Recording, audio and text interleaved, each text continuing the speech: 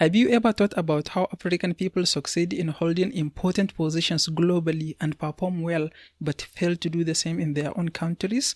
Like, for example, the current Director General of World Trade Organization is a Nigerian who faced corruption allegations back at home, and the current Director General of World Health Organization is an Ethiopian, and the current Deputy Secretary General of the United Nations is also a Nigerian. And if you look at sports, how many footballers do you know? How many African footballers do you know who are performing at the highest level?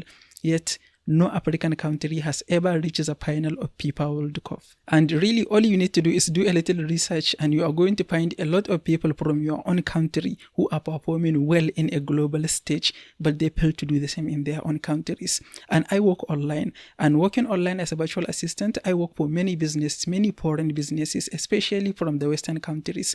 And almost any business that I work for, they told me how hardworking African people, African virtual assistants are. If they hire virtual assistants from Africa, they perform the best. And this makes me wonder, why do Africans excel individually in foreign systems, but they struggle to do the same collectively in our own countries? This is what I think is the reason why we fail to excel collectively in our own countries. See, you will most likely feel discouraged from working hard at your job if all your colleagues are doing the bare minimum and getting away with it. If promotions happen based on how long you have been working for the company or based on being the boss's favorite, then what incentive does someone have to work hard? And in most government jobs, promotions happen based on how long you have been there, not based on performance. Even in many private sector jobs, you often need the boss's favor to get promoted. And I say this based on a personal experience. When I worked as a sales representative, the regional manager once attended our review meeting, and he liked my presentation, so he recommended me for an administrative assistant role. And the area manager is supposed to make it happen, and he tried his best to replace me with another sales representative who happened to be his neighbor. This is why I believe the lack of rewarding merit is one of the main reasons why most Africans fail to perform at their highest level. And another thing is, most of African countries are made up of different tribes and different religions. And most often, these tribes, division between tribes and religions, often get in the way of meaningful collaborations. Like, for example, many people in Africa still vote for a president based on the tribe or the religion he comes from. And that contributed to continuous bad leadership across the continent. So when you look at the lack of properly rewarding merit and the tribal division, which is not much of an issue in foreign systems as they are here, you can start to see why we have failing systems in the continent. And I know the issue of tribe or race is not unique to Africa. Like, for example, race has always been a factor in American politics.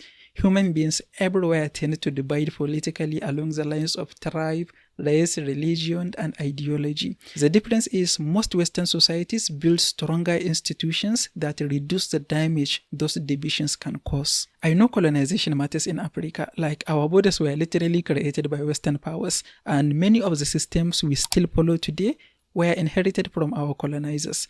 And at the same time, I think looking forward is more important than looking backward. This is why every time that we experience the effect of our failing system at an individual level, like for example, you go to a hospital and there is no bed for your sick family member, or when you experience corruption at an individual level, what we should really ask ourselves is, what can I do as an individual about this thing that just happened to me? I am sure this is the part that I am going to lose most people, but this is the most important part of this video. Like, as an individual, we don't really have much power to change the system, right? What we do have the power to do is, from the next election, we can vote for someone we trust to fix the system. And if we stop getting deceived by corrupt politicians who use tribe and religion to gain power, then the system will have really no choice but start to improve. These are our countries, and for most of us, we don't really have anywhere else to go. So we only have to do what we have to do to get better results. And when we start holding people in power accountable, then we are going to start heading in the right direction. This is my final advice. From the next election, make sure you vote for someone who you trust to do something about the failing system. And if they didn't do what you vote for them to do, then vote them out from the next election. You don't need to use magnifying glass in order to see the change. We need to see tangible change when we vote for someone. When we don't see tangible change, we need a magnifying glass to see what they did. they are not what we need. We need to start holding them accountable. And every election, you know why you vote for someone. And if they didn't deliver that result, you can clearly see it. If we start doing this, I am confident we are going to start seeing a positive change. The system may not change overnight, but consistent accountability is how systems gradually improve. Cheers.